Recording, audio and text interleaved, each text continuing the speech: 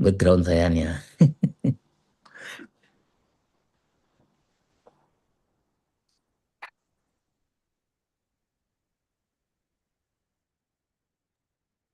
Video profilnya sekali lagi aja, Reza. Silakan, Za.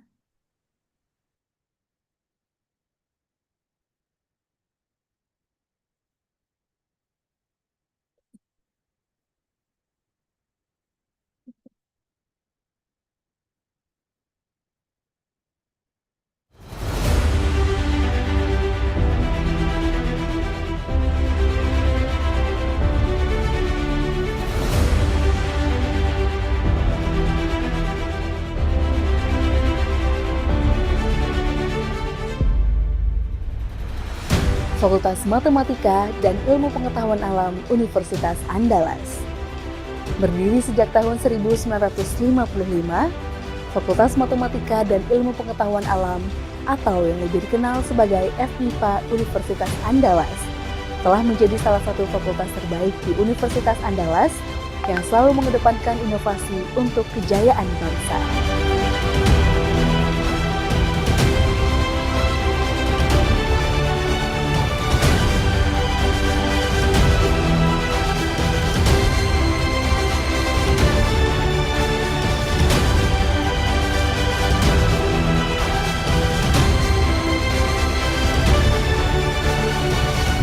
Visi ini didukung oleh misi untuk menghasilkan lulusan yang berkualitas, mendorong riset dan inovasi, serta berkontribusi positif pada pengembangan ilmu pengetahuan.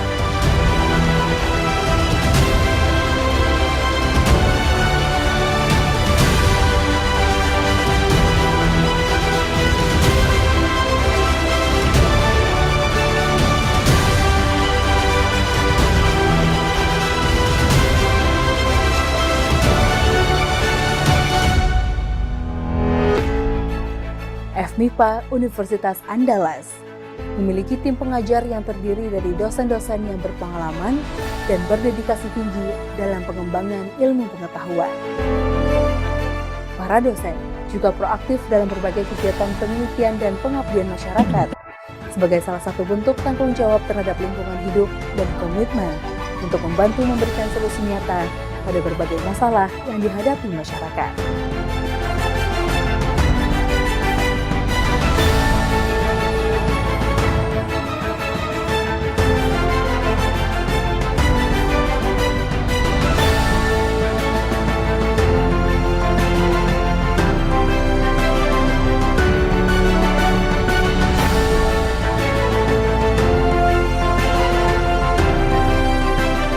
Pendidikan di FMIPA Universitas Andalas melibatkan pendekatan multidisipliner yang memungkinkan mahasiswa untuk memiliki pemahaman yang holistik terhadap masalah dan tantangan yang kompleks.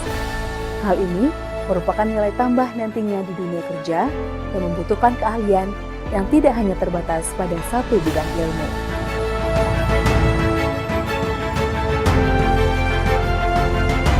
Saat ini, FMIPA Universitas Andalas terdiri dari 4 departemen, yaitu Matematika dan Sains Data, Biologi, Kimia, dan Fisika.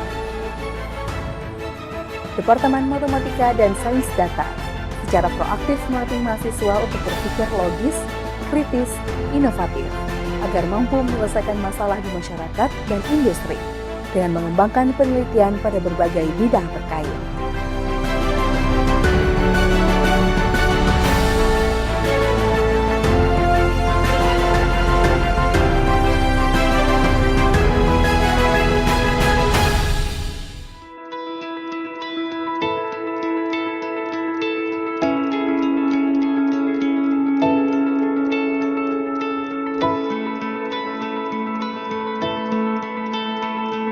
Departemen Biologi menawarkan pendidikan yang mampu memberikan solusi pada berbagai masalah yang secara langsung berdampak pada makhluk hidup dan kehidupannya, serta bertekad menjadi departemen yang unggul dalam mengkaji dan mengembangkan biodiversitas dan konservasi sumber daya hayati tropika. Program studi S1 dan S2 Biologi telah meraih akreditasi internasional ASEAN.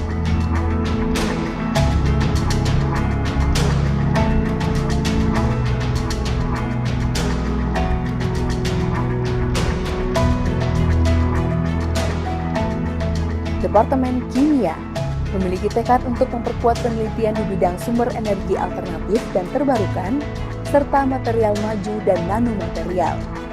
Hal ini dibuktikan dengan akreditasi internasional RSC pada program sarjana yang menjadikan departemen mampu berkompetisi di tingkat internasional dengan pengembangan teori dan penerapan ilmu kimia berbasis kekayaan alam hayati dan non-hayati.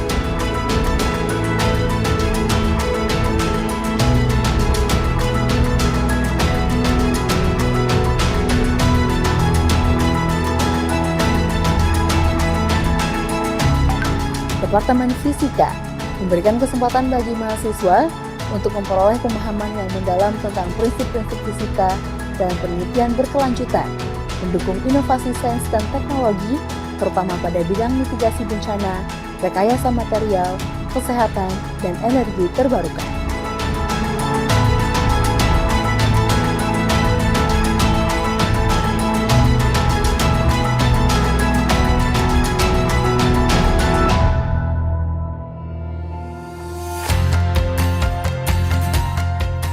MIPA Universitas Andalas menyediakan fasilitas pendidikan modern untuk mendukung kegiatan belajar mengajar dan penelitian.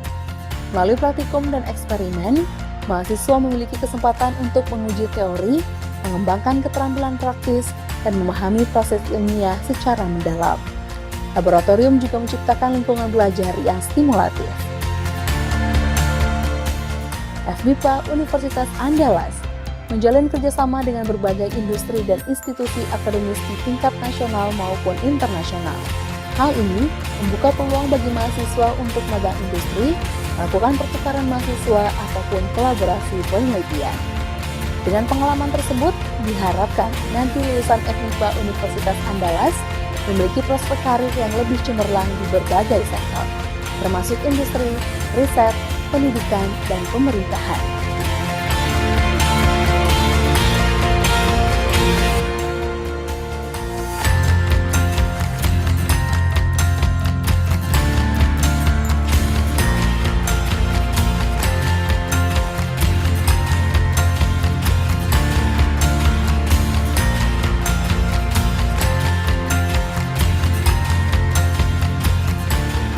Selain kegiatan akademis, para mahasiswa MIPA Universitas Andalas juga diberikan kesempatan untuk mengembangkan berbagai potensi diri melalui kegiatan unit mahasiswa.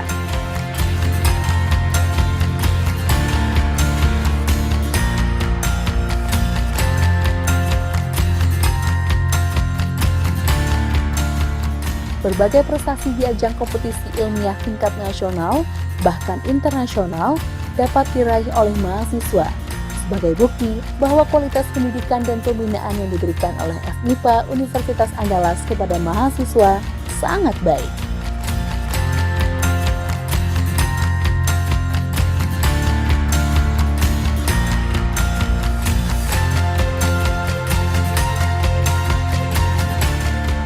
MIPA Universitas Andalas bukan hanya tempat untuk memperoleh pengetahuan ilmiah, tapi juga tempat untuk mengembangkan karakter, kreativitas, dan pemikiran kritis. Dengan komitmen pada standar akademis yang tinggi dan fokus pada penelitian ilmiah, MIPA Universitas Andalas berkomitmen untuk terus melakukan inovasi pada pengembangan ilmu pengetahuan dan teknologi untuk membentuk generasi penerus yang berkualitas demi kejayaan bangsa.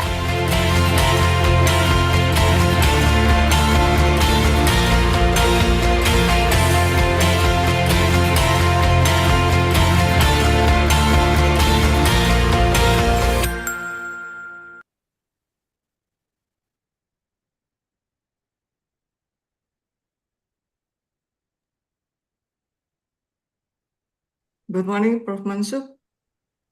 He is already here.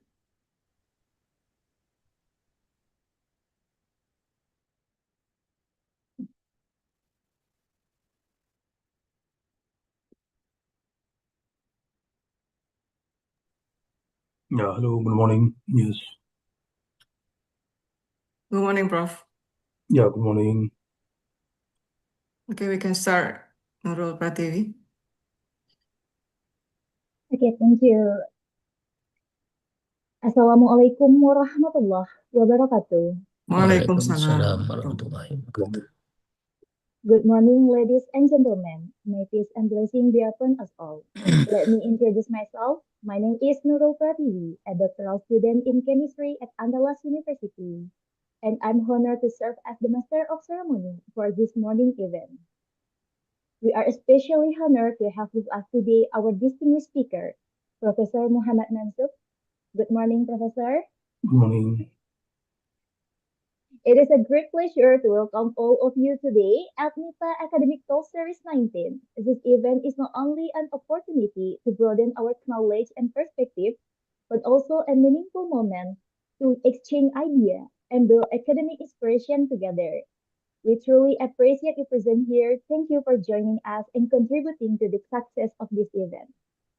Allow me to extend our warmest welcome and highest appreciation to the Honorable Dean of the Faculty Mathematics and Natural Science, Andalas University, Professor Dr. Mai FD, the Honorable Vice Dean 1, Professor Dr. Atmi Nazra, the Honorable Vice Dean 2, Dr. Mairawati, the Honorable Manager of Academic Affairs, Dr. Diana Vandawelia, the Honorable Manager of Finance and General Affairs, Dr. Mekori Yusfi, respected lecturer and education staff from various departments, and all participants. Thank you for being here and making time to attend.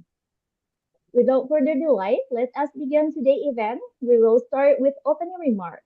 On behalf of the Dean, I'm sorry, uh, without further delay, let us begin today's event. The speech will be delivered by the Dean of the Faculty Mathematics and Natural Science, Professor Dr. Mai FD. Time is yours. Okay, thank you very much, Nurul. Good morning, everyone. Assalamualaikum warahmatullahi wabarakatuh.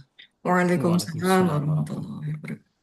First of all, let us offer praise and gratitude to the presence of God Almighty because of His mercy and grace. We can gather at this MIPA talk event in the framework of the Lustrum MIPA Andalas University celebration. I would like to extend special greeting to the Honorable Professor Dr. Muhammad Mansub Khan, PhD from University Brunei Darussalam, Vice Dean and Manager of the Faculty of Mathematics and Natural Science Andalas University, academic staff, Faculty of Mathematics and Natural Science Andalas University, and also Head of Department of Faculty Mathematics and Natural Science Andalas University, and all audience in this Zoom meeting room. It is my great pleasure to welcome each of you to the opening ceremony of MIPA Talk with the topic Plants, Tools for Fabricating Nanomaterials. I'm glad to see so many of you here ready to dive into this interesting topic. As we know, nature has always been a great teacher, and now with the help of science, we are learning how plants can do more than just grow food or look pretty in our gardens. They can actually help us create a nanomaterial, tiny particle with big potential in medicine, electronic energy, and more. Ladies and gentlemen, even like MIPA Talk play a crucial role as platform for academic, researcher, and student to exchange idea, engage in critical discussion, and also collaboration. I hope this initiative will inspire to the development of our outstanding research within FMIPA that contributes meaningful to both society and science. I also express my thanks and highest appreciation to the committee that has contributed to holding this event, to our guest speaker, Professor Muhammad Mansub. Thank you very much for joining us and sharing your expertise. Finally, I congratulate you on participating in MIPA Talk. I hope this event is useful and provides new insights for all of us.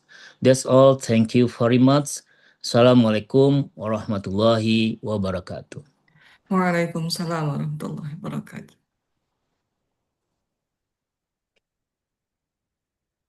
Okay, thank you very much, Professor, for the warm and thoughtful remarks. Now, we will move on to the main part today agenda, a presentation by our distinguished speaker, which will be guided today by our moderator, Dr. Diana Vandawilias. Before we begin, allow me to briefly introduce her. Dr. Diana Vandawilia is a lecturer at Department of Chemistry, Andalas University.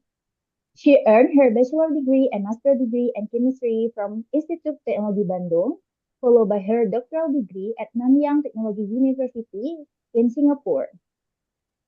With that introduction, I now hand over the session to our moderator, Dr. Diana Vandawilia. The time is yours. Okay, thank you, Nurul Pratiwi. Bismillahirrahmanirrahim. Assalamualaikum warahmatullahi wabarakatuh. Very good Waalaikumsalam. morning to everyone, and welcome to the MIPA Academic Talk Series 19, held in celebration of the 14th lustrum or of the Faculty of Mathematics and Natural Sciences, Andalas University. Distinguished guests, the Honorable Dean of the Faculty of Mathematics and Natural Sciences, Andalas University, our respected Vice Deans and Manager, faculty members, fellow researchers, students, and all participants, thank you for joining us in this special academic forum. Today's session features a timely and highly relevant topic in the field of green chemistry and nanotechnology, plants, tools for fabricating nanomaterial. Please, next slide. Okay, it's our great honor to introduce today's speaker, Professor Muhammad Mansub Khan, PhD, Professor of Inorganic Chemistry and Nanotechnology at University Brunei Darussalam. Prof. Mansub is a prominent researcher working on the forefront of nanochemistry, nanosciences, and inorganic nanohybrid materials. His research focuses on the synthesis of various nanomaterials. Professor Mansub has an outstanding academic record with over 225 publications in international peer-reviewed journals, conference proceedings, books, and books chapters. His work has received more than 17,100 citations. He is also the holder of 5 patents, 4 granted in Korea and 1 in Brunei, and has been frequently invited as a speaker in international academic forums. He is currently serving as a professor of chemistry at University Brunei Darussalam since June 2023, formerly associate and senior assistant professor at the same university. Actually, he previously worked in the Department of Chemical Engineering at Yangnam University, South Korea. He earned his degree from Aligarh Muslim University, India. With that, please join me in warmly welcoming Professor Muhammad Mansub Khan, PhD, to deliver his talk. Professor Mansub, the screen is yours. Thank you, Dr. Diana, for your kind introduction.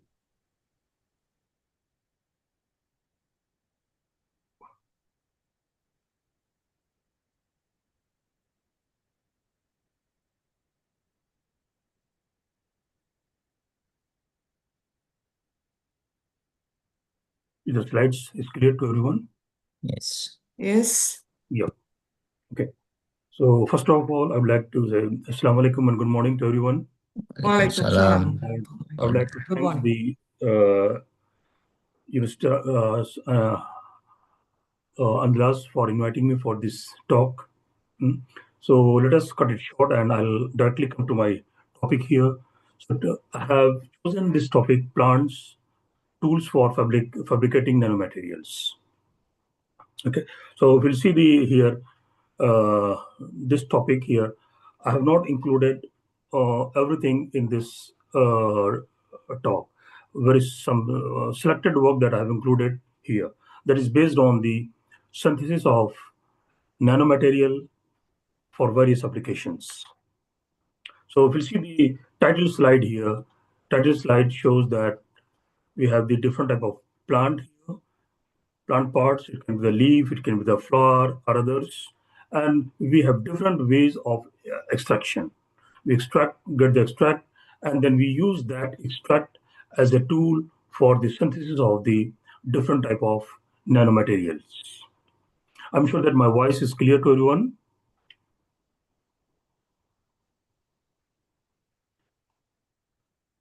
So the content for my talk today is my brief introduction, the general discussion about the green synthesis, then steps in green and photogenic synthesis, green synthesis of metal oxides and metal nanoparticles. So I'll focus here some selected synthesis of metal oxides and metal nanoparticles using the aqueous extract of the plant.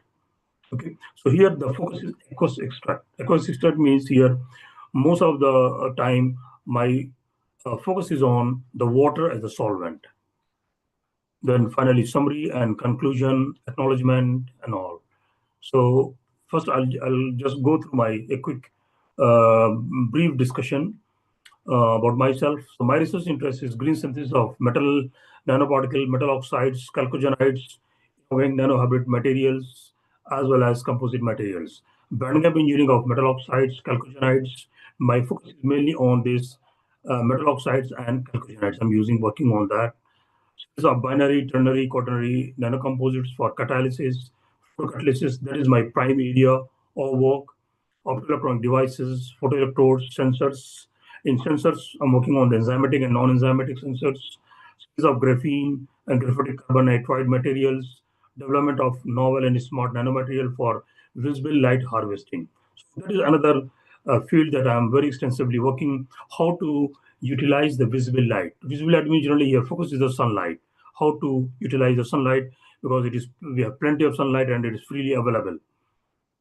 Application of material in catalysis for photocatalysis, visible light induced photocatalysis, hydrogen production, water splitting, sensor, optoelectronics, photovoltaics, all these are the applications where I'm trying to contribute.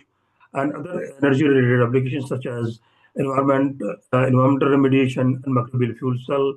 Apart from that, some of the material I'm also using for some biological application such as antioxidant or the wound healing, cosmetics, ceramics, etc., creams, etc.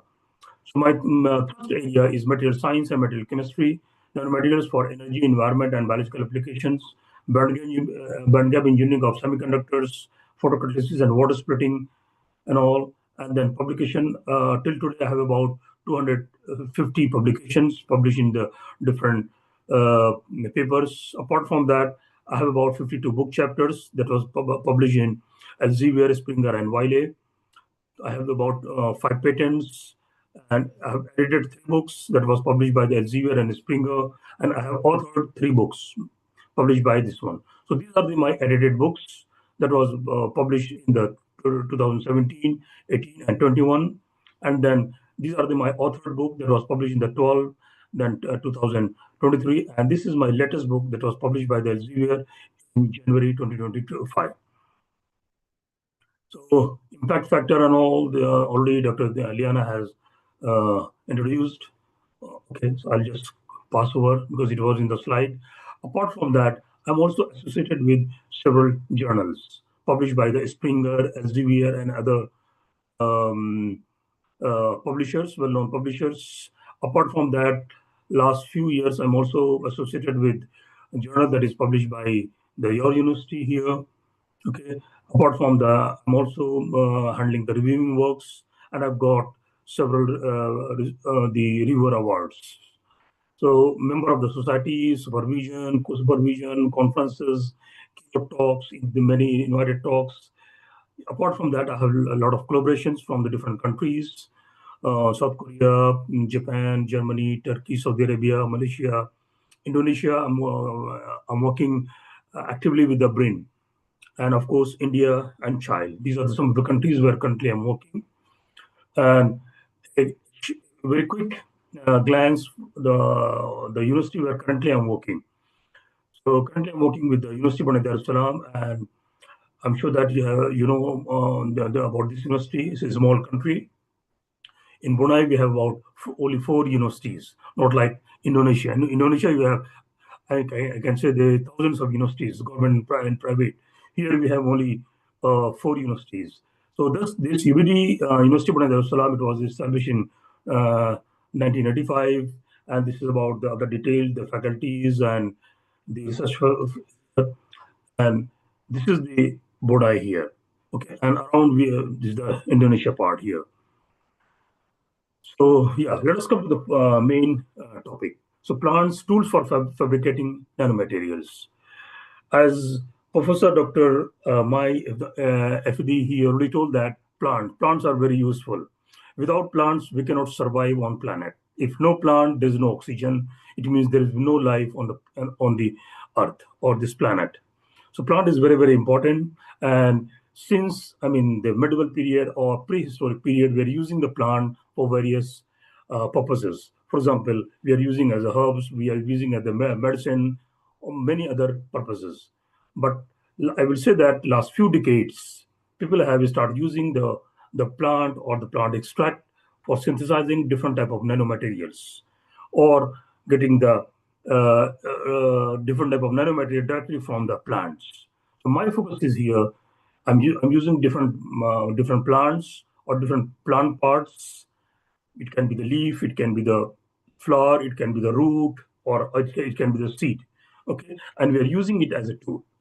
So why I use this word here, tool? So you can see that these are the tool. We use these tools to fix the things or to make the things and all. Okay. So here in this approach, I'm using the the phytochemicals here as a tool to synthesize the different type of material, because the phytochemicals, it depends on the plant. Different plants have the different phytochemicals. It may have alkaloids, the phenol, the flavonoids, enzymes, sugar, protein, or many other the phytochemical, depending on the plant's type of plant, the part of the plant that we are using. So I generally call it as a tool, and I use this tool to synthesize different type of nanomaterials. So here, plants fabricating the tools, we see the biosynthesis of nanomaterial, and using the plant. The plant may have the pollen, the flower, the seed, fruit, bark, food-based, peel, etc. We can use all any part, and we can check the response whether the material is responding the synthesis or not. Because in the synthesis, there may be a different process. There may be a oxidation, there may be reduction, depending on the what type of material you want to synthesize. For example, if you want to synthesize the metal nanoparticle, generally we look for a material that has the reducing capability. Or if you want to synthesize the metal oxides, then we need the phytochemicals that can oxidize the materials. Okay, so several methods are available to synthesize different type of nanomaterials. If we'll go to the synthesis methods, we can broadly say we have the physical synthesis methods, we have the chemical, or we have the biological green, and or we can say the hybrid. Hybrid means sometimes we mix, we use the different methods. So different methods are available here. So my focus is on the biological, or you can say the green, or we also call it phytogenic phytogenic methods. Okay, so why the green? Because green synthesis of metal oxide and top metal oxides using aqueous plant extract has its own importance. So if you have the chemical synthesis, generally if you synthesize the material or the nanomaterial using the chemical synthesis, it may have a different characteristics or properties. But if you synthesize the same material using the plant extract, it might have different properties, different characteristics, and that can be utilized for various applications. So you can see here, depending on your choice, your the availability of the materials, you can use the seed or fruit or any other parts or the leaves or flower. You can use those parts, and you can synthesize a number of materials. So metal oxides or nanoparticle And you can see if it is those who are involved in the synthesis, we have the top-down approach and we have the bottom-up approach. So using different the approaches, we can synthesize the nanomaterial. And apart from the plant, if we go to the green synthesis, there are the bacteria, the viruses, the fungi. We also use for the synthesis of the nanomaterial. I have not included that part here. I have worked a lot on the bacteria. What we do, we develop the bacteria on a substrate on the platform and develop the biofilm.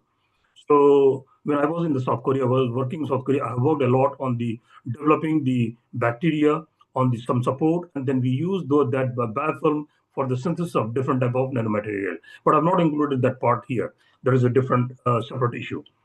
Okay. So let us see the green and phytogenic synthesis. So it is the development of a clean approach which minimizes the adverse effects on the environment and human health. So nowadays, if you see we're trying to reduce the pollution.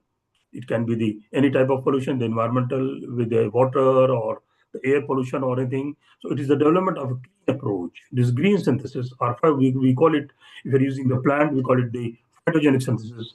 Is an approach which minimizes the adverse effects on the environment and human health. It is a design of processes that reduces or eliminates the use and or formation of toxic and hazardous substances. We minimize the chemicals that enter the environment. It encourages the replacement of existing protocols with the new procedures that are more environment friendly and pose low risk to the human health. It helps in pollution prevention at the molecular level. So this part we'll see here is very, very important here. So it helps in pollution prevention at the molecular level. So what we do at the very basic level, we try to uh, inhibit or reduce the pollutants that are entering the environment. It is the synthesis method that utilizes a green solvent, that is water. So that's why in my previous slides, I've told you that our focus is on the aqueous synthesis. We use the water as a solvent. We don't use any other solvent so that we can save the environment, and the synthesis will be the green synthesis. It's a synthesis method that takes place at room temperature and pressure. So we don't go very high temperature and pressure. We try to synthesize the material at a normal condition at room temperature and pressure. So the focus is on minimizing the hazards and maximizing the efficiency of synthetic chemical processes, producing nanomaterials and byproducts without harming the environment or human health, developing products that directly or indirectly benefit the environment and human beings, such as reduce hazardous waste, pollutants, and sense or monitor environmental pollutants, benefits the living beings such as protection from the UV light. We are synthesizing different type of material, and we are using in the sunscreen formulation. So use as optoelectronic devices and photoelectrodes and all. Why green synthesis and photogenic synthesis? Green synthesis employing plant extracts are getting increased consideration because of its simple, it is efficient, cost-effective, feasible, alternative means to conventional preparation methods. Additionally, it does not require high energy consumption and makes the use of green starting materials such as reducing, capping, and all stabilizing agent. So it depends on the phytochemicals. It can act as I've told you that the tool, then when we use as a tool, the extract, it can act as a reducing agent or oxidizing agent or capping agent or stabilizing agent. So it depends on the phytochemicals that are available in the extract. Plants have biomolecules. Biomolecule means like carbohydrates, protein, enzymes, etc., with uh, similarly potential to reduce oxidize metal salts into nanoparticles. When we say the nanoparticles, it can be any nanoparticles. It can be the metal oxides, it can be the chalcogenides, it can be the metal nanoparticles, or any of the composites and all. Principle of green synthesis, these are the 12 well-known principles that we follow when we synthesize the nanomaterials. So it's available on the net, or you can go through my articles or my books that I already have shared these things here. So these are the principles that we need to follow when we are doing the synthesis. Phytochemicals. So if you see, the plant extracts are rich in various biomolecules, or we call it phytochemicals. Okay, and it can be the polyphenols, flavonoids, alkaloids, amino acids, proteins, saponins, terpenoids, carbohydrates, sugars, nitrogenous compounds, and all. Okay, so these chemicals function as reducer, stabilizer, redox mediators, and capping agents in the synthesis of the nanomaterials. It depends what type of the plant you're using, what type of plant parts that you're using. So plant phytochemicals, you can see if you have the phytochemicals, we can analyze each component of the extract. And depending on the extract, we have the different type of phytochemicals that are available, and accordingly, we can use them for the synthesis of the nanomaterials. Okay, this is another slide where we have with the broad classes of the nanomaterial: terpenoids, flavonoids, alkaloids, polysaccharides, crustaceans, polyphenols, curcumin, and beta carotene. So it depends. Different type of phytochemicals are there. For example, if you're using the flower, it may have different phytochemicals. If you're using the leaf of one plant or leaf of another plant, or sometimes we use the root, so it have the different phytochemicals. Okay, except in green and photogenic synthesis. So if you see, the procedure is very simple. We can take any plant. Plant may have the leaf, fruit, whatever is that, and you can take any part, and we get the extract, and we mix with the salt solution. We give some treatment, and finally we have the nanomaterial, and we do the different the analysis to understand the characteristic of the material. So if you see this, the very simple procedure. Okay, here, so type of extract, it can be the aqueous or non-aqueous extract.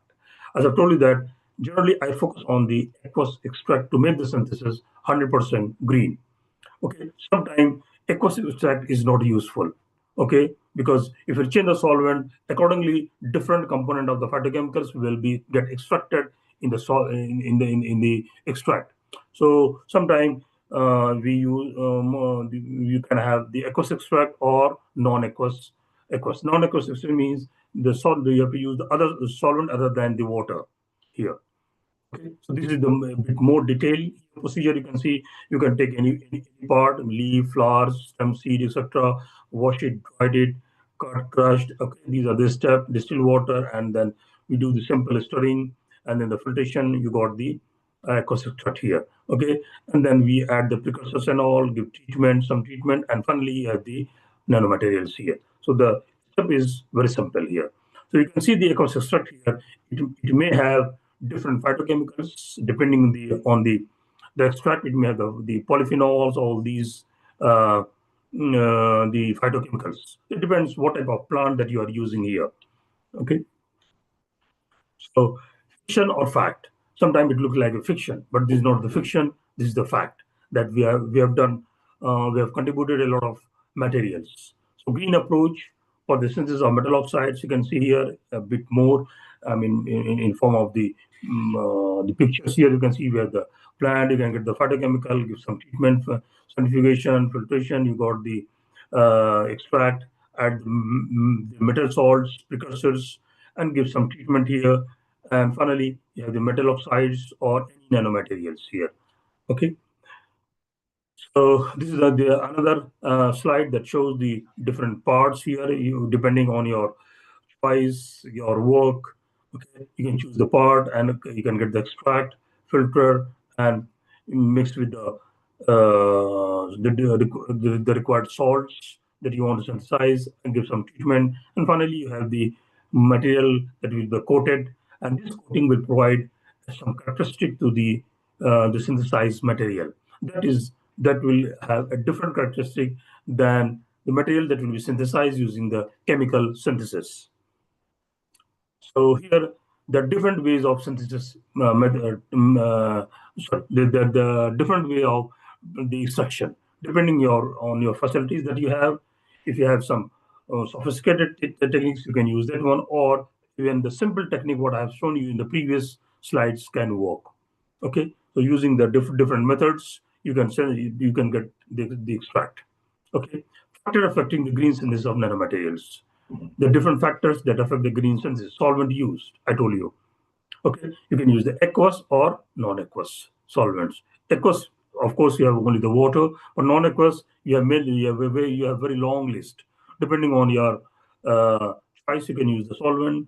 Plant extract to precursor ratio, whatever the ratio you're using, amount of plant extract used, that amount you're using, because it will decide how much the oxidant, how much reducing agent or the capping agents are there. Reaction temperature, reaction time, concentration temperature, plant extraction method used. For example, here, if you see the plant extraction method, if you're using the simple extraction method, then the extract will be different. But the same leaf or same flower, if you use the, for example, the microwave. If you use the microwave method of extraction, then the extract will be a bit different. It will have a different impact on the synthesis of the nanomaterial. So these are some of the factors that decide the synthesis of the material. So there is no any thumb rule for that. What you need to do, you need to do the hit and trial methods, and you have to uh, optimize the synthesis. Okay, parameter affecting the efficiency of the plant extract, type of solvent that you're using, drying method, phytochemical present, agitation, extraction time, extraction temperature, and plant to solvent ratio. These are some of the factors that affect the efficiency of the plant extract as well as the synthesis of the nanomaterials here. I'll come to now. Till now, I have discussed the very general thing. Okay, and that you can find in the some many books or the articles and all. So plant parts used for the synthesis of the metal oxides. So I'll share here some of my work that I have already done here. So green synthesis of zinc oxide using these plants. Okay, and then I have used synthesized. You can see here the zinc oxide using these plants. Green synthesis of tin oxide using this plant, and green synthesis of sodium oxide using Pomicea pinnata plant. Okay, so these are the locally available plant in Brunei that we use. Either we can use the flower, or you can use the leaf or other part of the plant to synthesize different type of nanomaterial here. Okay, apart from that, we have synthesized a lot of material here. All are not included because the list is very long here. So you can see the zinc oxide, tin oxide, manganese oxide, different material that we have used and synthesized using the different plants. Okay, that are locally available here. Okay, so and using the various parts, it can be the leaf, it can be the flower, or other part of the thing. So I'll now go to some specific discussion here. For example, potential of Costa-Subunsi leaf extract in producing the narrowband gap zinc oxide materials here. So we use this plant to synthesize the zinc oxide. Okay, and we found that here this plant has produced a nanomaterial that has the narrow band gap. So if you synthesize the nanomaterial using the chemical synthesis, and if you're synthesizing the nanomaterial using this plant, so what we found that the band gap has been a bit reduced. For example, if you see the normal band gap of zinc oxide, that is about around 3.2 electron volt. But when we synthesize using this extract, we tried both the bulb that you can see the pink color as well as the leaf also, and we found that because of the coating of the phytochemicals on the surface of the zinc oxide, there's some change in the band gap.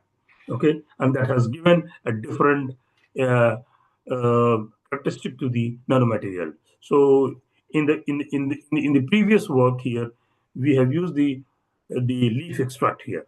In this case, we use the leaf extract, and in this case here, we have used the bulb extract. Bulb means we have used this part here, okay, and synthesized the nanomaterial, and we found that there is change in the some band gap.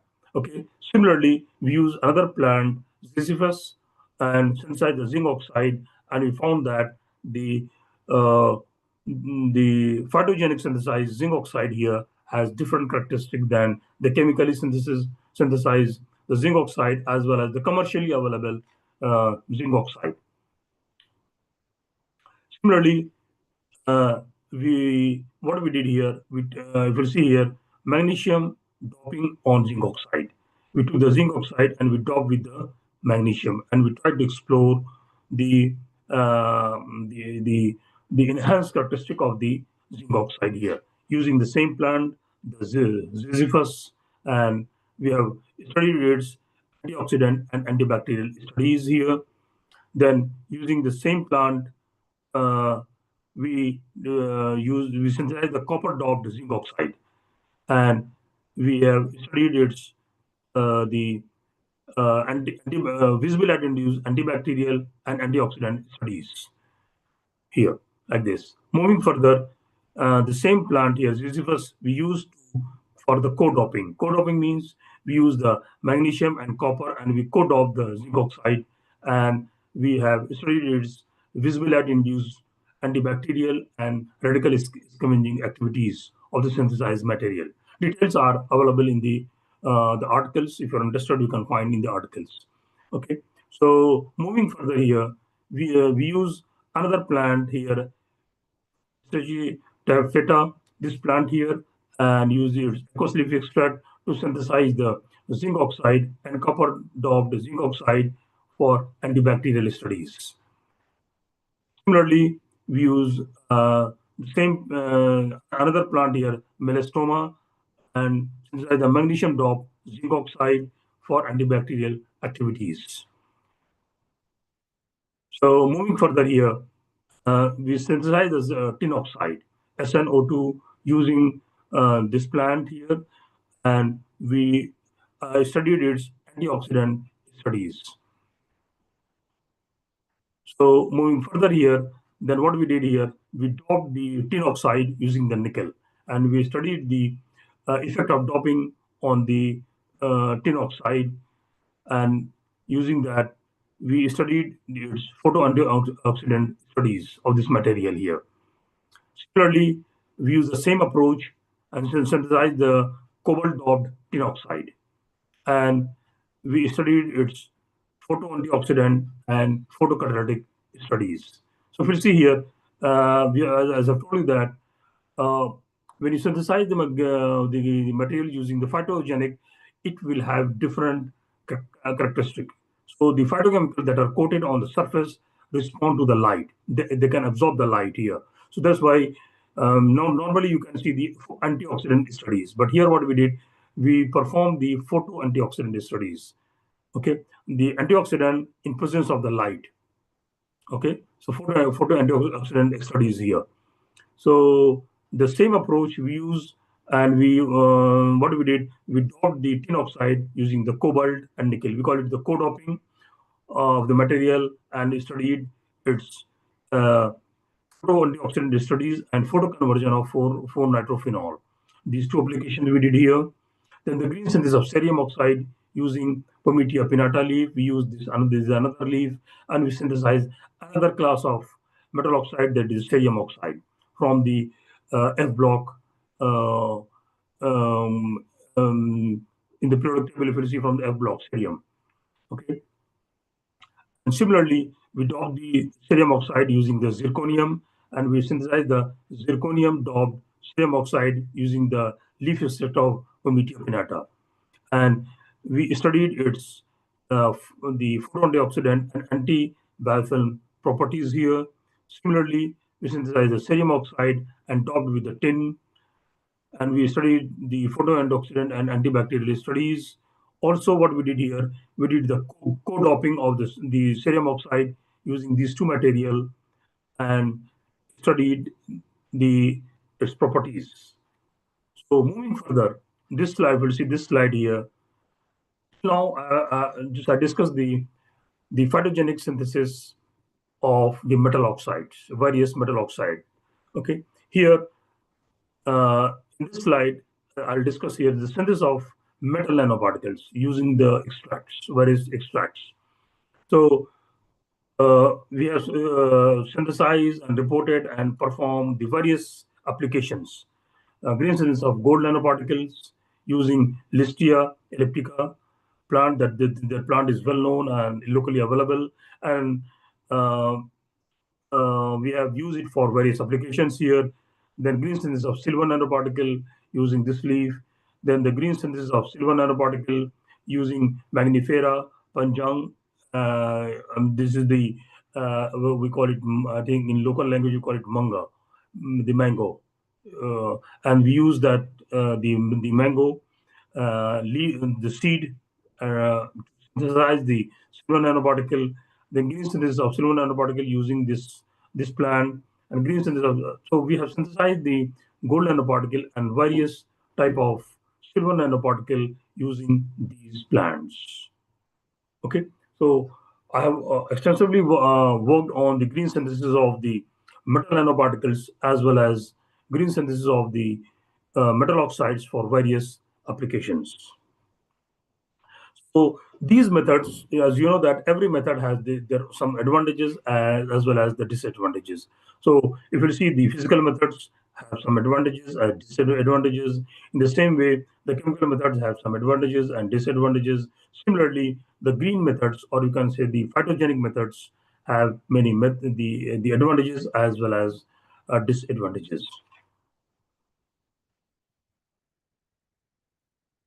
Finally, I'll come to the conclusion here. So I've used the many local plants, or you can say the plant parts. It can be the leaf, it can be the root to synthesize various metal oxides, and then we have used the different daubed and the co-daubed metal oxides using the different plant extracts, and they are active under the visible light. I've tried to find their visible light activity, or you can say the activity under the visible light irradiations. Fabricated metal oxides, doped metal oxides, and co-doped metal oxides were tested for antibacterial activities, antioxidant activities, and photocatalysis. The various works here, several noble metal nanoparticles such as silver nanoparticle, gold nanoparticle were synthesized for various applications. Okay, all most of the works are published. It is available on in my Google Scholar or the Scopus. So green synthesis method used, that is the aqueous leaf extract as a tool, water as solvent, room temperature, atmospheric pressure. No any harsh chemicals were used. No any harmful byproducts, and these materials are biocompatible, eco-friendly, cost-effective, and simple. So main advantage of this protocol is that this method is simple. All the process takes place in water at the room temperature. That is the simplicity or beauty of this synthesis here. And the method is green and environment friendly. Okay, so these are some of the publications that I have done this one. So finally, I would like to acknowledge the UBD for providing conducive environment for planning, experimenting, writing, and publishing these works. I would like to acknowledge the financial support from the UBD. Also, I would like to thank Universitas Andalas Indonesia for their kind invitation for this invited talk.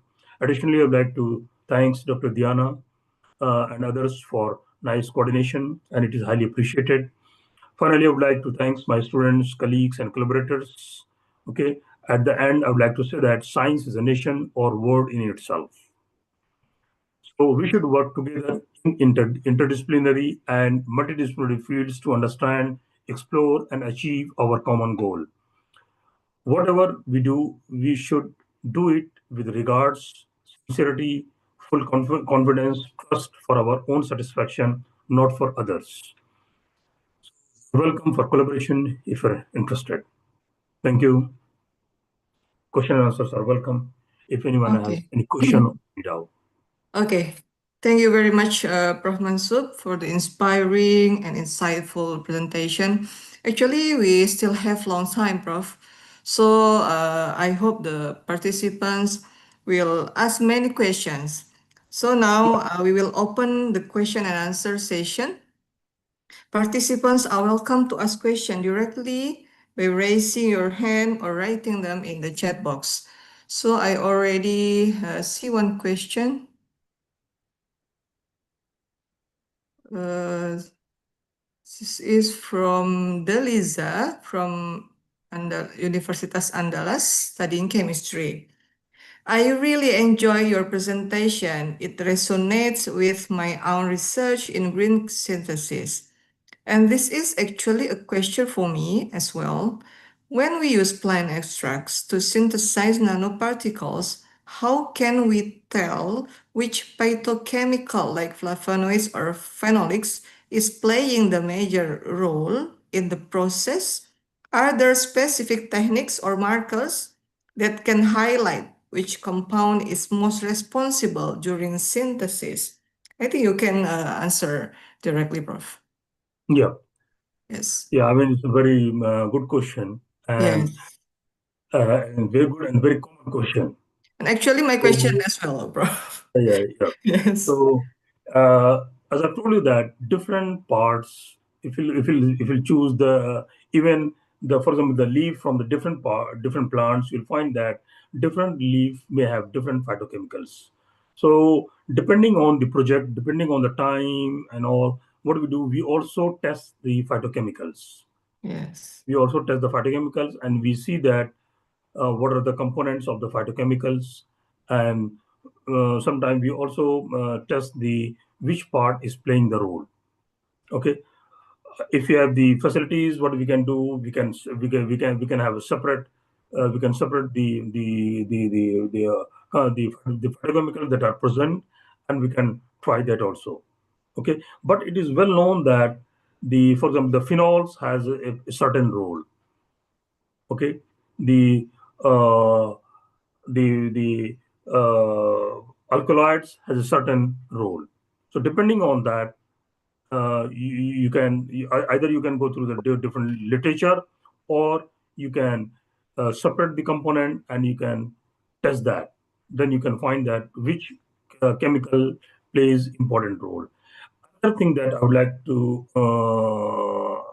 discuss here, that all the chemicals, all the phytochemicals will not respond the synthesis. That is my observation. For example, if you have chosen one plant and you want to synthesize either the metal nanoparticle or the metal oxide, it doesn't mean that that plant will respond. Sometimes if you're using the phytochemical, the aqueous extract, it may or may not respond. So in that case, either you change the extraction method, go to the another method of extraction, or use the other solvent, because the phytochemicals that are present in the extract, it will depend on the solvent. It can be the polar, if you see the water, polar or the polarity plays very, very important role. Okay, if your extract has some polar things, then it won't get extracted in the non-polar solvent. Okay, so for that, if you see the solubility concept, based on that, we have to choose the solvent, and accordingly that component will get extracted in the uh, extract. Okay, and then accordingly we have to try the synthesis. But here I would like to tell you that uh, if you have this the facilities, only then you can check each phytochemical. If not, then what we do, just we do the hit and trial methods. We get the extract, and then we keep on trying whether it's responding or not. So the one extract, it can be good for the oxidation purpose, but it may not be good for the reduction purpose. Okay. For example, if you're synthesizing the metal nanoparticles, in metal nanoparticles, generally we have the, for example, gold, Au3 plus. For example, the silver, Ag plus. What we need to do, we need to reduce it. Okay, so it means you need the extra electrons. Au3 plus should reduce to Au0. We need to add 3 electrons. So we need the phytochemical that can have the ability to reduce it. Okay, the same Mm. thing. For example, if you want to synthesize the metal oxides, so we use a different type of salts. For example, zinc chloride or cerium chloride or chlorides or acetate and all. So we need the phytochemical that has the ability to oxidize. Okay, we need to add the oxygen. So accordingly, so one phytochemical may be useful, another may not be useful. Similarly, if you want to synthesize the chalcogenides, there is no oxygen, so we have the sulfur. So we need a phytochemical that have the sulfur source. So here, that I mean is a hit and trial methods. If you have the experience or if you have the facilities, accordingly, you can decide. Hope I have answered the question. So it depends on our material, right? Or our Both. nano both material, both right? the things, your phytochemicals and what you want to Mm. synthesize, both the Okay. things, your end product Mm. and the phytochemicals. Also, the precursors, the salt that you are using. For example, uh, if you see the zinc, for example, zinc precursors. So zinc, it Yes. can be the zinc chloride, it can be the zinc acetate or zinc Yes. nitrate, because anion also plays very important role in the synthesis. Not only the cations, cation and anion both plays important role in the synthesis. Of course, if you want to synthesize the zinc oxide, you need the zinc salt, but anion decides the size, the morphology of the material. Okay, morphology, how its morphology will be. Okay, and the property of the material will also depend on the morphology. Yes. Okay.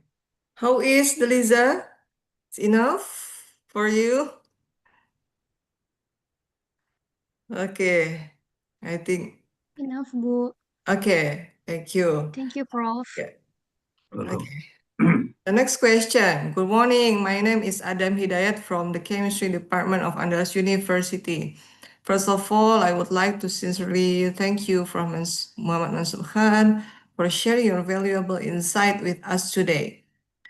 Considering the vast biodiversity of medicinal and endemic plants across various ecosystems, how does the specific phytochemical composition of different plant species influence the psychochemical properties, such as size, morphology, and stability of the resulting inorganic nanomaterials? And to what extent can biodiversity be seen not just as a source of reducing agents, but as a variable that fundamentally determines the quality and functionality of nanomaterials in green synthesis approaches? Yeah. Long question, Prof. No, it's okay. It's okay. Okay. If you see in my previous reply, I told you that size, morphology, all these plays very important role, and that is not only the phytochemicals, but anion also plays very important role. The first thing what I already have replied. Okay, and the next part here, if you see my lecture, I told you that the phytochemicals, it can act as a reducing agent, oxidizing agent, capping agent. Also, I've told you the capping agent provides the stability.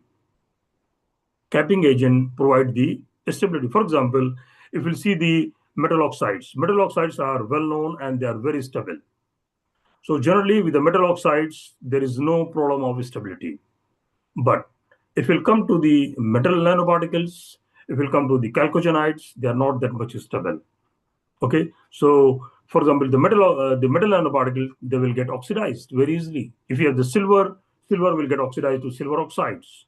If you have the nickel, copper, these metal nanoparticles will get very easily they get oxidized and form respective oxides. So what we do, we need a capping agent. So these phytochemicals, sometimes they have the they are, I'll say they are multifunctional. They at the same time they have different functions. They help maybe one component of the extract. It help you to reduce the metal nanoparticle, and Yes. another component help to the coating the surface. So here, as she has asked about the stability, so generally for metal nanoparticles, if any phytochemical that have the sulfur group, thio group, so that thio we use as a coating for the nanomaterial. I have done specifically also. We use different amino acids for coating the nanomaterial. We take the the pure amino acids, for example, maybe the cysteine or other amino acids that have the sulfur group, thio group, and that can go and bind the surface of the metal nanoparticle, and it can provide the stability out to the silver nanoparticle. So similarly here also, if you analyze the phytochemicals using the GCMS or other technique, and you separate the components, and you can see that what are the components are available, then you can after synthesis of the material, uh, because I mean, I cannot discuss each and everything here. When we synthesize the material, after that what do we do? I have already discussed in one of the slide here. slide number, I think it was here, the slide number 21. Let me share this one.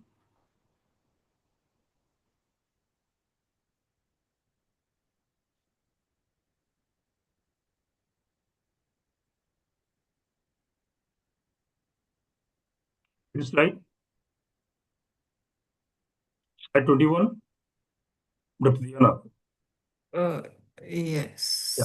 So finally, after synthesis, what do? We do the characterization. We use different techniques to characterize the synthesized nanomaterial.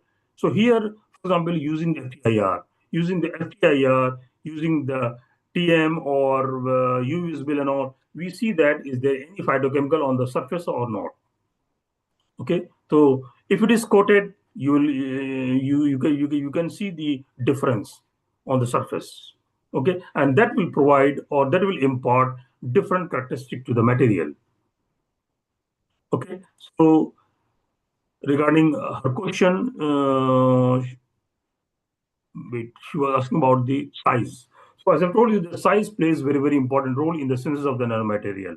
So the phytochemicals as well as anions that are present in the nanomaterial, they control the size. So you can regulate the size. Morphology, yes, you can control the morphology using the phytochemicals and actually using the amount of phytochemicals and the type of phytochemicals as well as the anions that are present, you can control the morphology.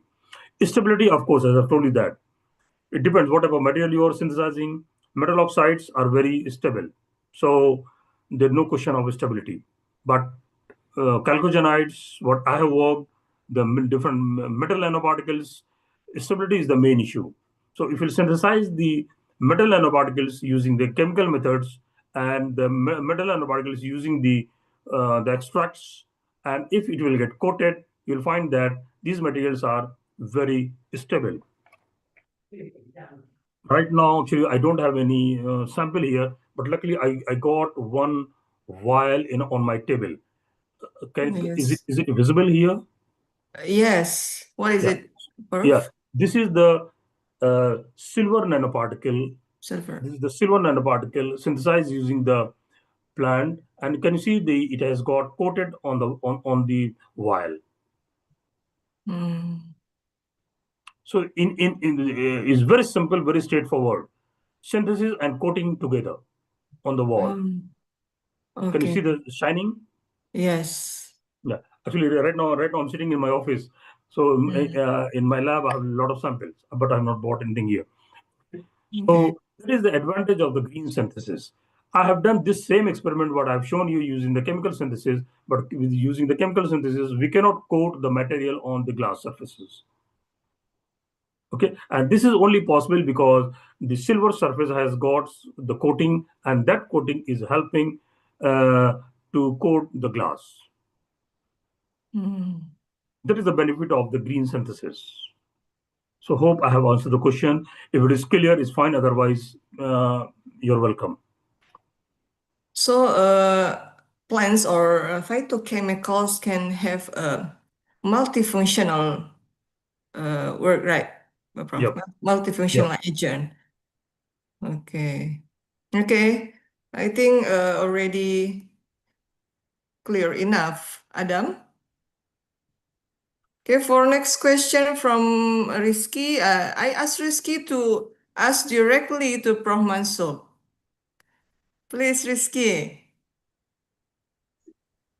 Assalamualaikum warahmatullahi wabarakatuh. Waalaikumsalam. Thank you, Diana and Prof. Muhammad Masob Khan. I'd like to ask about how can we predict which plant extract that can be utilized to specific nanoparticle that we're likely to synthesize?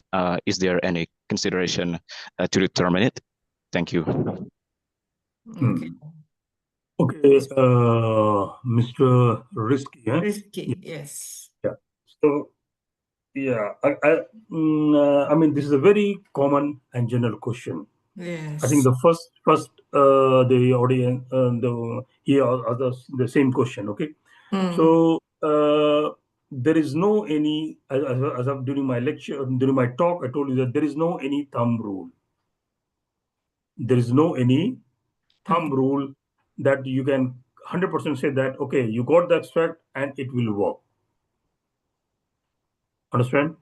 As per my experience, I have reported more than, I will say about 30 to 40 articles on synthesis of different nanomaterials using the plant extract. But at this stage, I cannot say with confidence that, okay, you take this plant and get extract and it will work. You have to test. Okay.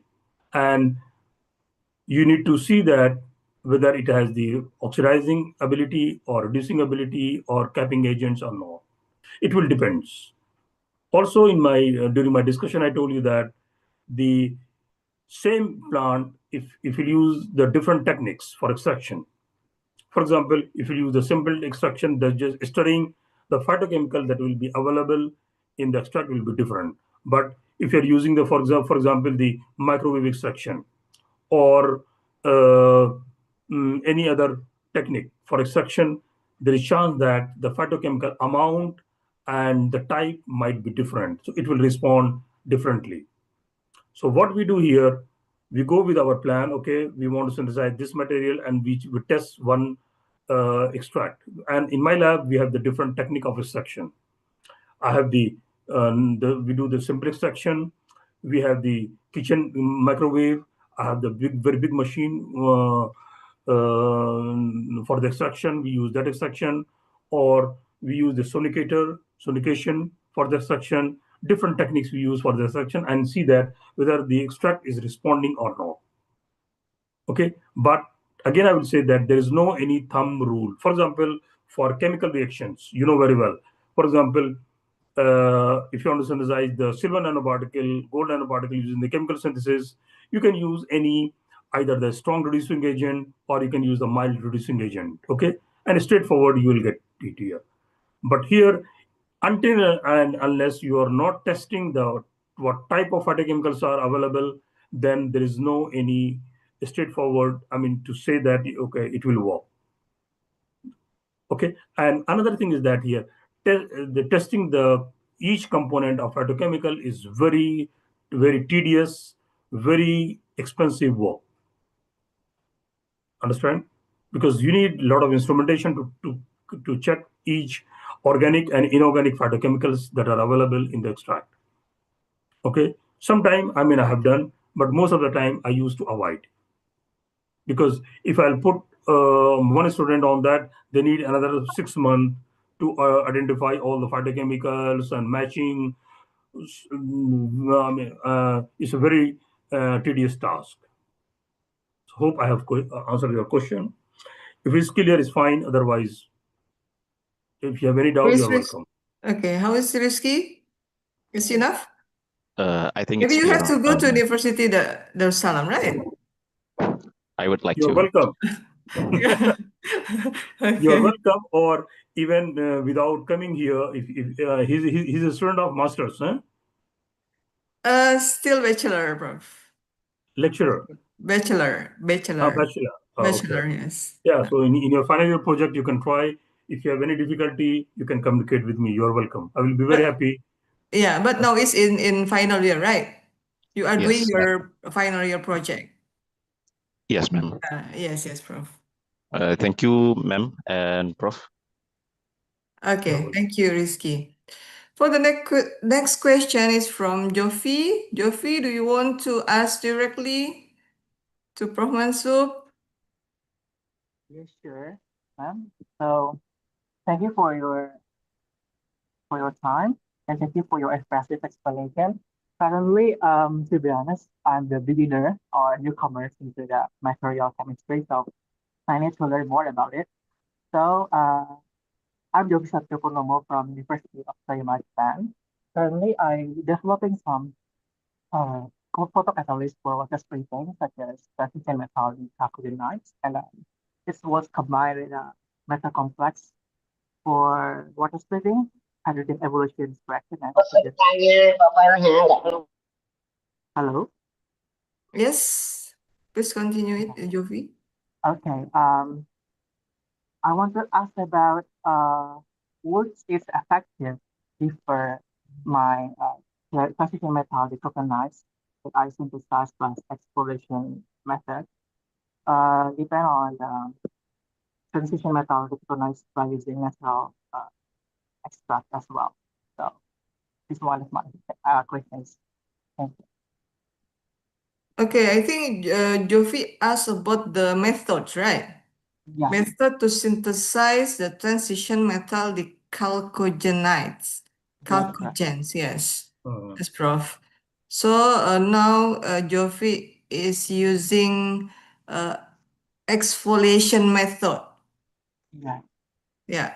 So he is asking whether he can use the natural extracts instead of exfoliation method. yeah, yeah. So, Jofi. So here my suggestion is that if you are using the exfoliation method, maybe you can straightforward, you can get the material. Am I right?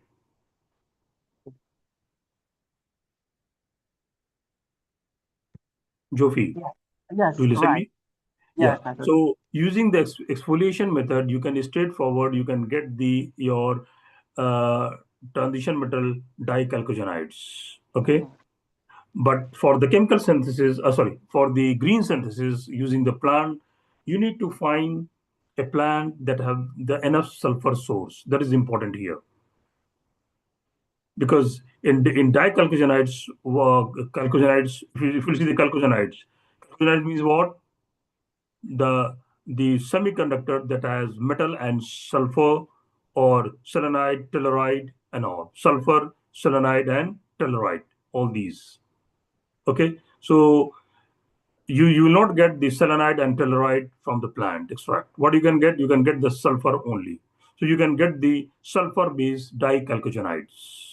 Okay, got it? I got it.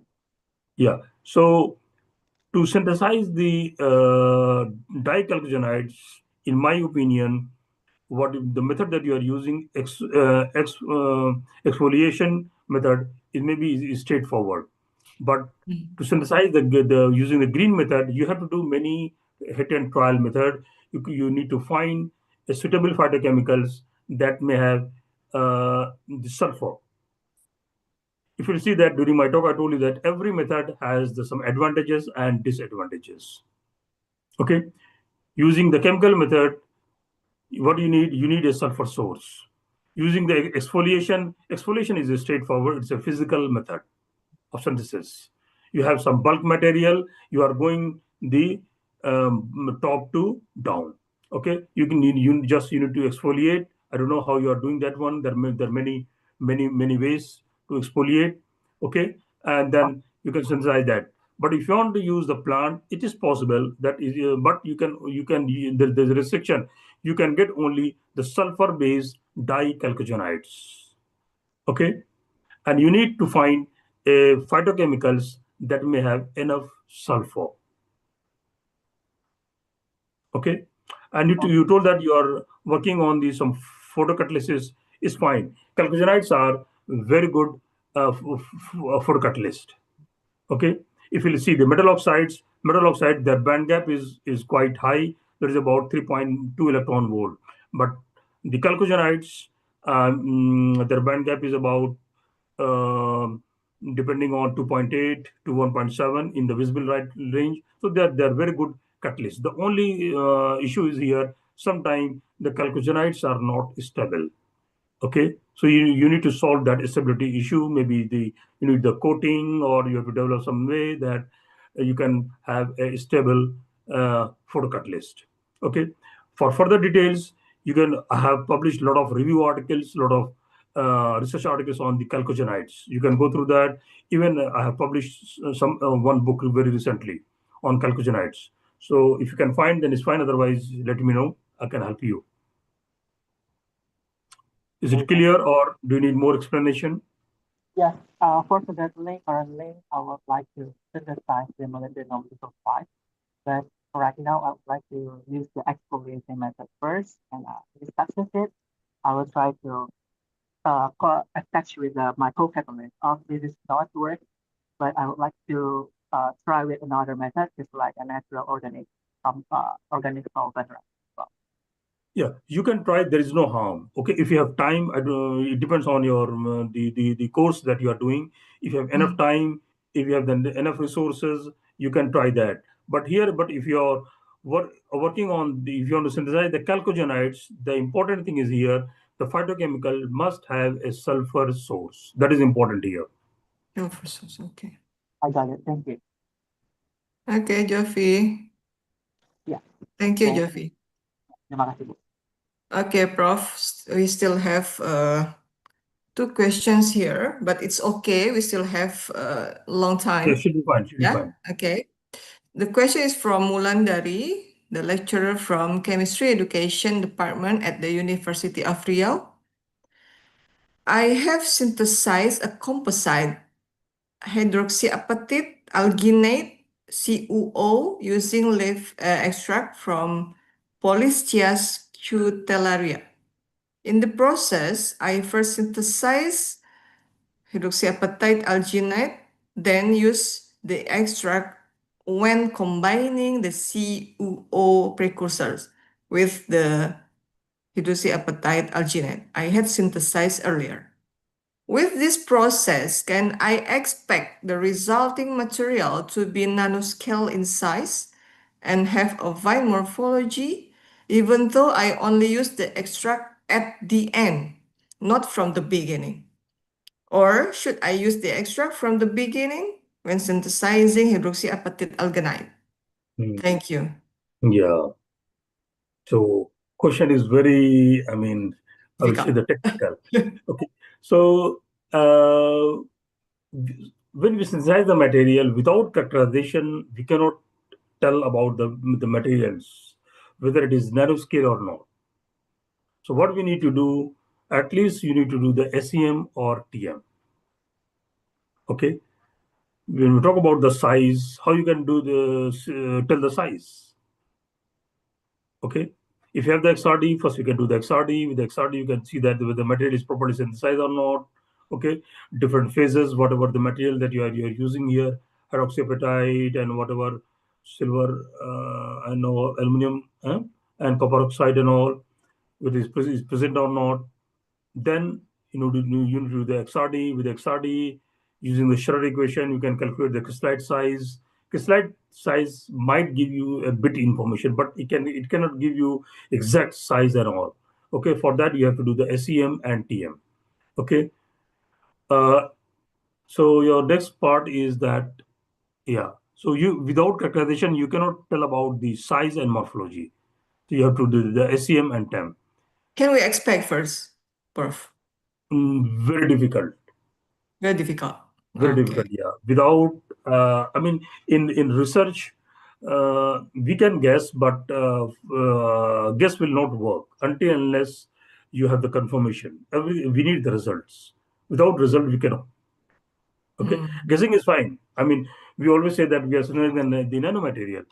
So, but when you do the analysis, the SEM or TEM or other, nowadays we have AFM. If you have the good quality latest FM, you can use that also. So using those techniques, only you can confirm. Guess will not work in the research. We have to guess. Okay, that Yes, if we yes. do this, we'll get that. But final confirmation for reporting, for claiming, and all that, you need the confirmation, and that you have to do the characterization. Okay, as you said that the should I use the extract from the beginning? You can Yes. try, but as Right. I told you, there is for any synthesis there is no thumb rule. Okay, there's no surety that you can get. For example, even though there are many reports that are available in form of the articles and all, if you'll repeat that one sometime, it's very difficult to reproduce. Okay, because we don't know exact condition. Sometimes we don't write 100% thing in the research article. Okay, so you can try. You can use the extract from the very beginning, and depending on the phytochemicals that are available in the extract, you might get nanomaterial, or you might get the characteristic that you are looking for. Hope things will be clear. Okay, maybe can become one paper, right, bro? Yeah. I mean, see, Yeah, my should try suggestion, put my at the suggestion, beginning also and the last yes, step my and compare suggestion, it. my suggestion to all the students and everyone is that even negative result is a result. You Yes. understand? Even you didn't get your result what you're looking for. If you're getting something, that consider that is also a result. You will learn something from that. Because I mean, it's very common when I go to my lab, my student, they say, "Oh, professor, I didn't get that."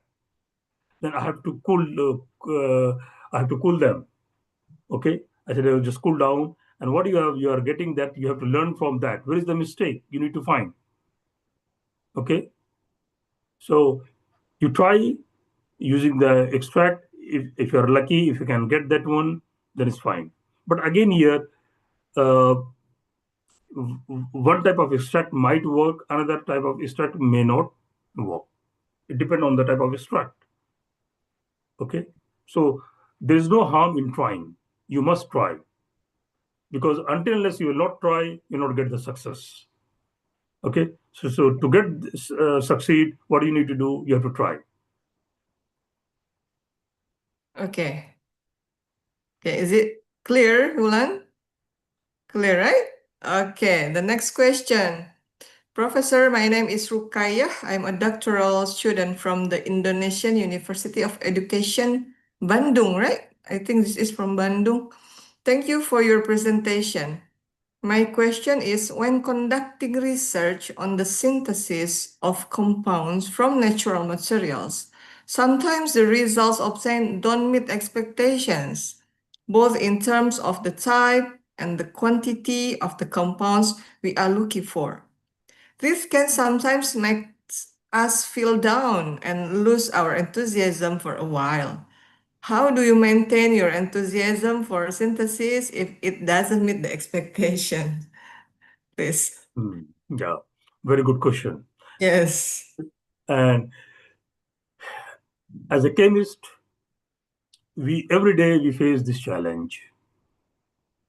It's not only that in the phytogenic synthesis, even the chemical synthesis and the physical synthesis, you will face this challenge. Currently, I have a PhD student and he's working on the chemical synthesis. Okay, every day we face the issue. So what we need the optimization. First, you have to be very patient. That's the first thing. You have to be very patient, and you need to optimize. You need to vary the temperature, you need to vary the time, you need to vary the, if you're using the phytochemicals, you change the amount of phytochemicals. So you need to work at one time, there must be one variable. Understand? For example, in chemical synthesis, when we do that, sometimes just, for example, if you're using the hydrothermal synthesis, okay, so hydrothermal synthesis, the time is very important. How long you are heating the autoclave? 5 hour, 10 hour, 15 hour, 24 hours. The same reactants, if you heat for 5 hours, and the same reactant, if you heat it in the autoclave for the 24 hours, the product will be different. Got it? Who is this Rukaiya? Hmm? Okay. She's there? Rukaya, are you there? Yes. Yeah. Yes. So here the important is the optimization. How you need to optimize? At one time, you should have changed one variable only, either temperature or pressure or timing or amount, and see. So what you need to do, you need to observe your experiment very carefully. Okay, when you start the experiment, make sure that everything is in the order. Your weighing amount, that the first thing, the calculation, the molar ratio. Okay, and then the calculation part, everything, the weighing, the measurement, everything should be appropriate, and then start the experiment and see whether you are getting your desired product or not. If not, then you need to think about that where is the problem at which step. Okay, and then you need to optimize by changing one parameter at a time. Don't change two or three parameter at a time, otherwise it's very difficult to find the weakness. Okay, and then you need to optimize. It's possible. So her question is that my question is, when conducting research on the synthesis of the compounds from the natural material, sometimes the results obtained does not meet the expectation. I agree with that. Yes. It's very common. Very common. As Okay. I told you that as a chemist, we face this challenge every day. Not only the using the natural products, but even the chemical synthesis as well as the physical synthesis. Okay, we face this challenge every day time.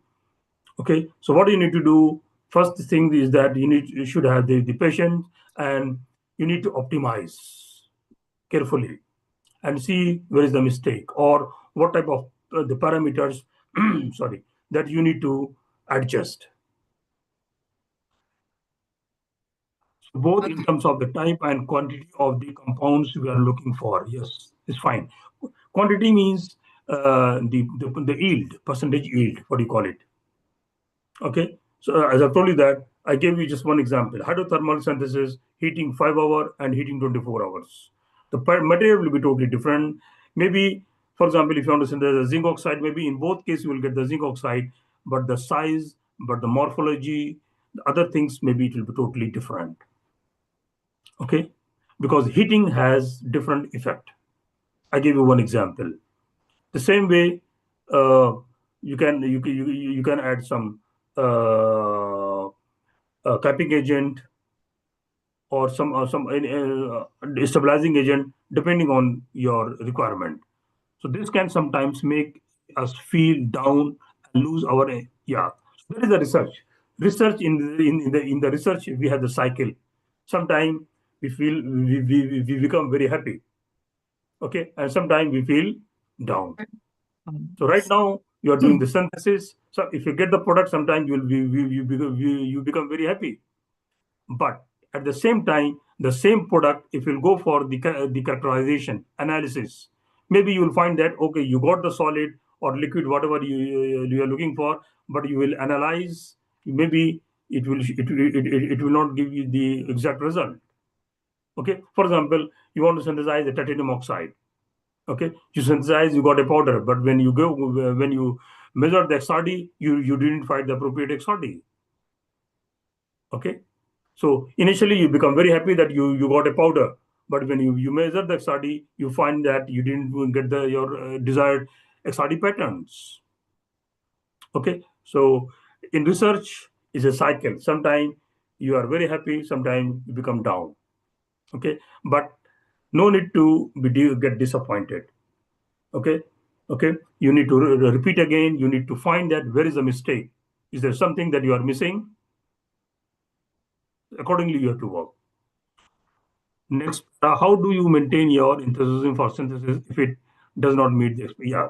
As I told you, optimization. A very simple word, optimization. We need to optimize. Before optimization, I tell you the patience. Patience is very, very important. Don't lose the hope. Will is important. If you have the will, you can do it. Okay, so you should have a will, be patient, and keep on trying. You see that where is the fault? Where is the mistake? Is there any error? The error is a human made instrumental error, you see, and try to solve that issue. I'm sure that if you'll keep on doing, you will get it. Hope I have answered the question. Yeah, okay. Okay, Prof. I think we still have time, maybe for one or two questions for the participants. I want to ask a question. Actually, I have many questions, Prof, because I saw that we have similar topic of interest. Yes.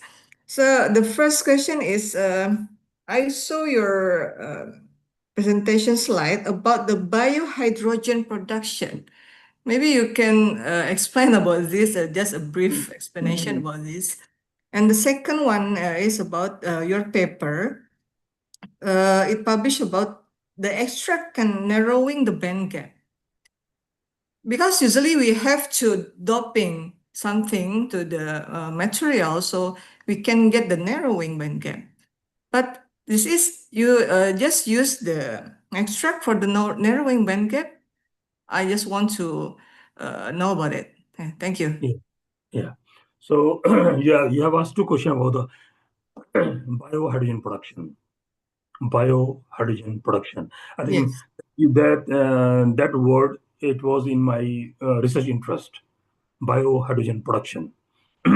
So in biohydrogen production, what we did, we used the gold nanoparticle as a catalyst, Hmm. and we used the biofilm as the electron source.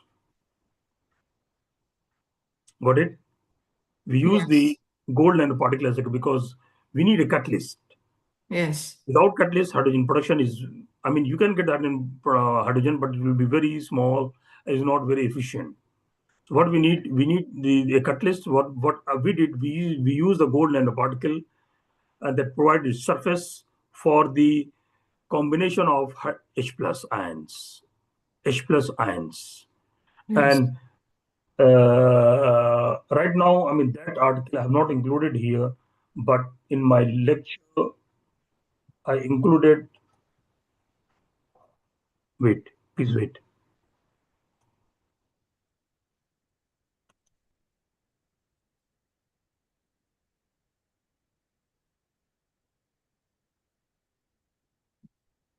Have you seen this part? Did you got the Yes. slide? Yeah. Yes. You've seen the slide here. You can see that.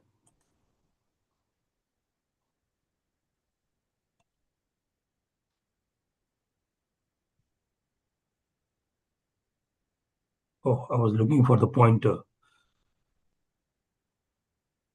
It's not coming. Maybe you Can can you see the, slideshow can, first. can you Slideshow see the first. cursor?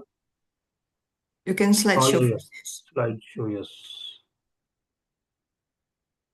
Yeah. So in this slide, you will see that, oh, sorry.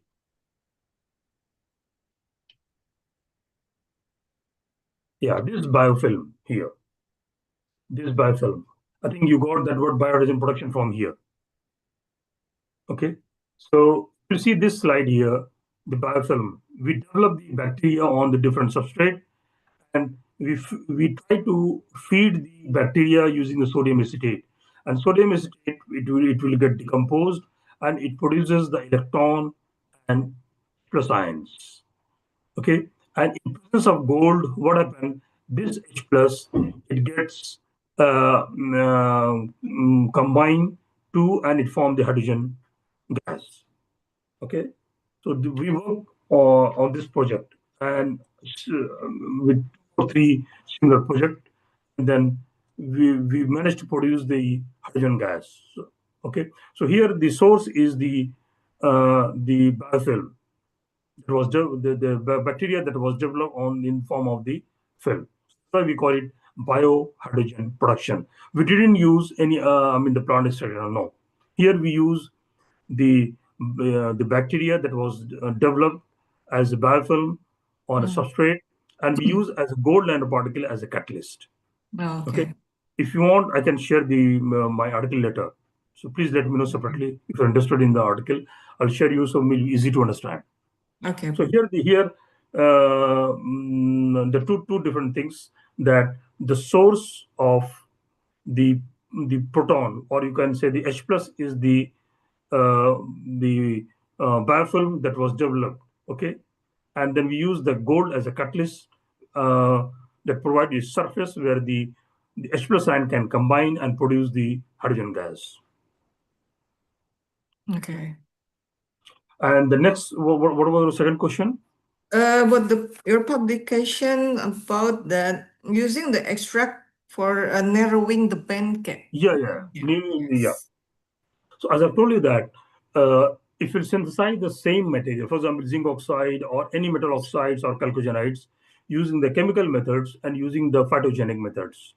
So it depends on the phytochemicals. Sometimes if the material has some capping agent, especially the material with the sulfur and other OH groups and all, so the material will they will coat the your main material.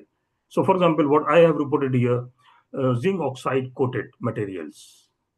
Zinc oxide, it was coated with that phytochemicals. Okay, so when you measure the band gap, so we found that band gap has been bit lower down. Why is it has been lower down? Because of the phytochemicals. Okay, so here what will happen? There will be a slightly shift in the conduction band and valence band. What we call it, the band gap engineering. So if you see the band gap engineering can be done in many ways. Either you add the impurities, or we call it doping. Doping, Yes. again, you dop the metal or non-metal. If you dop the metal, what will happen? Mainly the valence band, the conduction band will get affected. If you dop with the non-metal, the valence band will get affected. It will be slightly raised up, and it, depending on the dopant, the conduction band may slightly go up and down, and the band gap can be either narrowed or widened. So that is the doping one. Another thing is the uh, Extra. defect. The band gap can be also narrow. The can be, we can play around with the band gap by creating the different type of the defects. And if you see the defect is very vast. We call it defect chemistry, a separate branch. So we create the data. I have only worked on that one. Later, maybe inshallah, I'll share the paper. So we can create different type of defects in the metal oxides or chalcogenides. It can be the oxygen vacancies, or oxygen efficiencies, or formation of the low valentine, and all different type of defects we can create. And then if you create the defects, that will affect your conduction band and valence band level. Okay, so band gap can be narrowed. But when you are using the phytochemicals, generally the phytochemicals, what I have observed till now, when the Mm. material will get coated with some phytochemicals, that have impact on the light absorbance or reflectance. Okay, so what we do here, we measure the diffuse reflectance spectra of the material, and that tells you about slight shift in the or you can see the uh, actually I have not included here. If you put the tangent on the absorbance or not, you can see that either there is a red shift or there is a blue shift in the spectra. Simultaneously, we have also done the valence band XPS. If you see the XPS, if with the XPS we can find the elemental composition, bonding, and all. With the valence band XPS, you can determine the position of the valence band and conduction band. Okay, we performed that valence band XPS analysis, and we found that there is a slight shift in the valence band and conduction band, and that is because of the coating.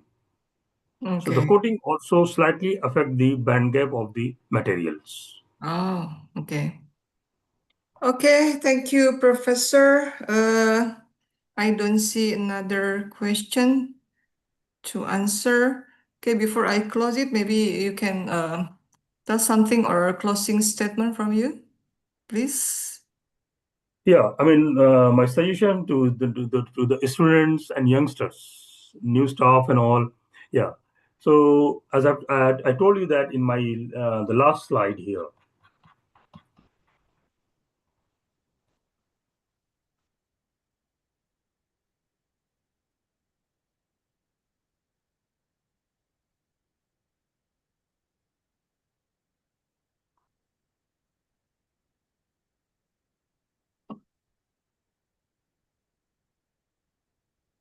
Yeah. So these 3 points or 4 points. So we should work together in interdisciplinary and multidisciplinary fields to understand, explore, and achieve our common goal. Everyone has goal. When you are a student, you want to complete your degree.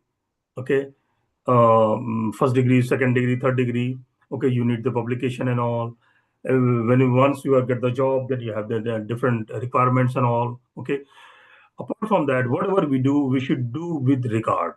That is very, very important. Sincerity, confidence, trust for our own satisfaction. We no need to show off. Okay, we should work for our own satisfaction.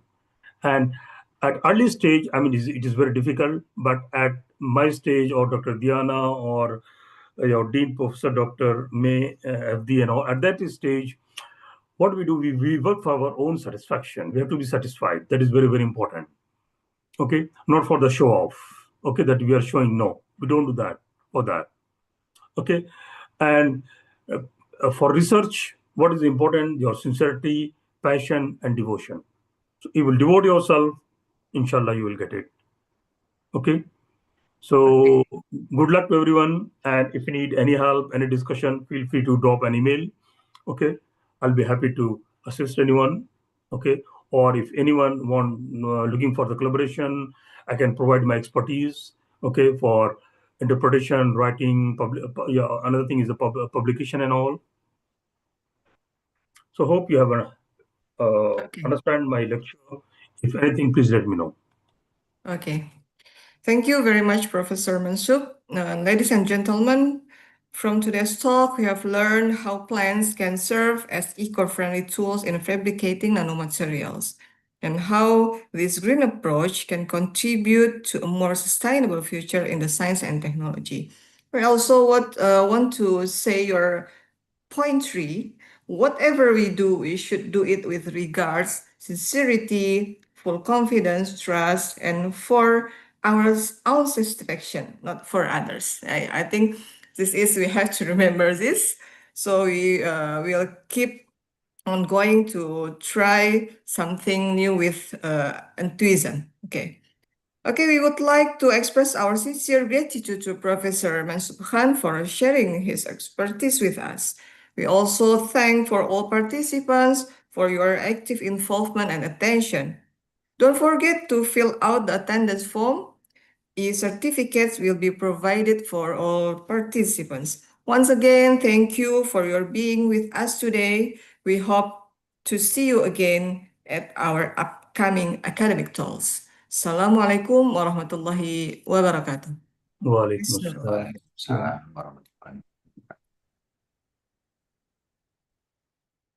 Okay, thank you very much for our moderator and speaker for your time, insight, and the valuable discussion shared with us today.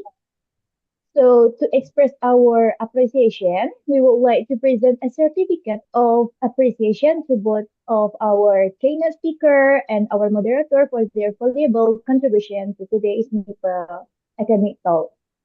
The certificate will be presented by the Vice Dean, one of the Faculty Mathematics and Natural Science, Professor Dr. Admi Nazra. Professor Dr. Admi Nazra, the screen is yours. Yes.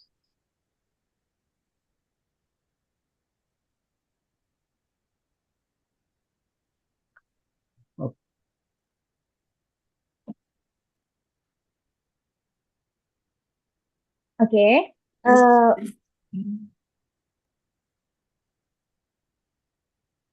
Yes, Nurul, please. Okay. Next slide. Okay.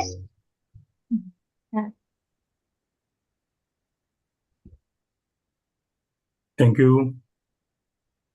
Okay, Assalamualaikum warahmatullahi wabarakatuh. Waalaikumsalam. Okay, next we move to photo session to capture our moments today. We kindly ask all participants to turn on your cameras on so we can take a group photo together. Okay, let's take a few seconds to open your camera. I hope there's still here much of participants.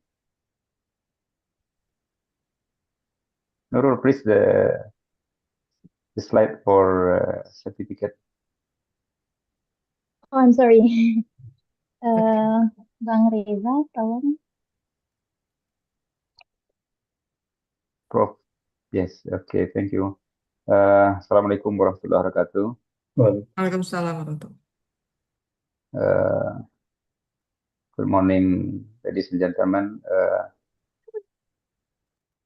On behalf of the Dean of the Faculty of Mathematics and Natural Sciences, Andhras University, it is my great pleasure and honor to present this certificate of appreciation to Professor Muhammad Mansub Khan, PhD, for his valuable contribution and the keynote speaker in today's MIPA academic talk.